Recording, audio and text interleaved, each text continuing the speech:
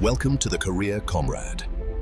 Rise with Comrade. Bharat के हर घर में, हर कारखाने की चिमनी में एक अनदेखा संकट धीरे धीरे दस्तक दे रहा है। ये सिर्फ गैस सिलेंडर के बढ़ती कीमतों की कहानी नहीं है। नहीं, ये कहानी है देश की ऊर्जा सुरक्षा की, हमारी अर्थव्यवस्था की और हमारे भविष्य पर मंडराते एक बहुत बड़े खतरे की। चलिए, आज भारत के इसी गैस संकट की एक-एक परत को खोल कर देखते हैं। तो सबसे बड़ा सवाल यही उठता है, क्या भारत वाकई एक बड़े ऊर्जा संकट की तरफ बढ़ रहा है? इस सवाल का जवाब हमारी रसोई में जलती आग से लेकर देश की आर्थिक रफ्तार तक हर एक चीज को तय करेगा। लेकिन इस संकट को समझने के लिए पहले हमें उस अदृश्य ताकत को पहचानना होगा जो भारत की धमनियों में दौड़ती है, और वो है प्राकृतिक गैस। सोचिए, सुबह की पहली चाय से लेकर देश को चलाने वाले बड़े-बड़े कारखानों तक, यही वो ऊर्जा है जो हमारी विकास की बुनियाद है। लेकिन आज यही बुनियाद एक अनिश्चितता के तूफान में घिरती जा रही है। तो सवाल ये है कि आखिर ये संकट पैदा हुआ कैसे?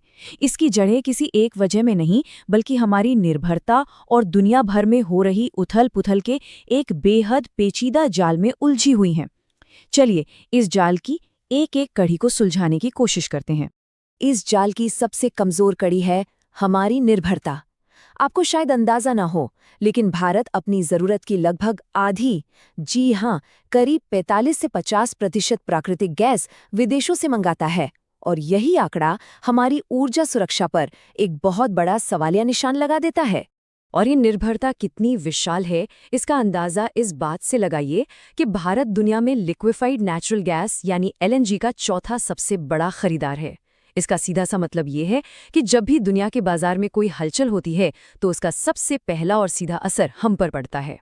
आयात पर यह बेतहाशा निर्भरता हमारी ऊर्जा सुरक्षा को एक बहुत ही नाजुक धागे से बांध देती है। दुनिया के किसी भी कोने में अगर कोई राजनीतिक या आर्थिक तूफान उठता है तो उसका सीधा झटका हमारी गैस सप्लाई पर लगता है।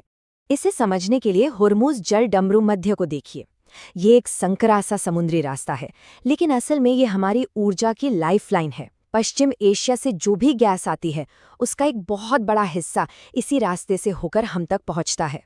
तो जाहिर है, जब भी पश्चिम एशिया में जहां से हम कतर, ओमान और UAE जैसे देशों से गैस खरीदते हैं, वहां तनाव बढ़ता है तो इस रास्ते पर खतरा मंडराने लगता है।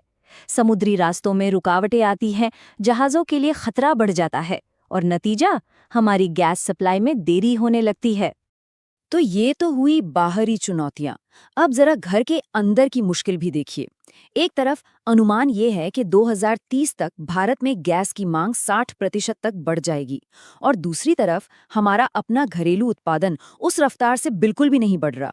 ये जो मांग और सप्लाई के बीच की खाई है, ये लगातार चौड़ी होती जा रही है। तो इन बाहरी और अंदरूनी चुनौतियों का जमीनी स्तर पर यानी हम सब पर क्या असर पड़ रहा है? यकीन मानिए, इसका असर सिर्फ हमारी रसोई तक ही सीमित नहीं है। इसकी लहरें हमारी अर्थव्यवस्था के हर एक कोने को छू रही हैं, शायद इस तरह से जिसका हमें सीधा सीधा अंदाजा भी नहीं होता। इसका असर हर जगह है। कहीं घरों में पाइप्ड गैस की किल्लत हो रही है, तो कहीं बड़े बड़े उद्योगों को सप्लाई में कटौती की वजह से अपना प्रोडक्शन कम करना पड़ रहा है। किसानों के लिए खाद बनाने वाले प्लांट बंद हो रहे हैं, और छोटे छोटे रेस्टोरेंट और ढाबे महंगे सिलेंडरों के बोझ तले दबे जा रहे हैं।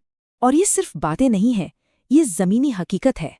द टाइम्स ऑफ इंडिया की एक रिपोर्ट बताती है कि पंजाब में गैस की कमी के चलते कुछ खाद्य कारखानों को अपना उत्पादन तक बंद करना पड़ा। अब सोचिए, इसका सीधा असर किस पर पड़ेगा?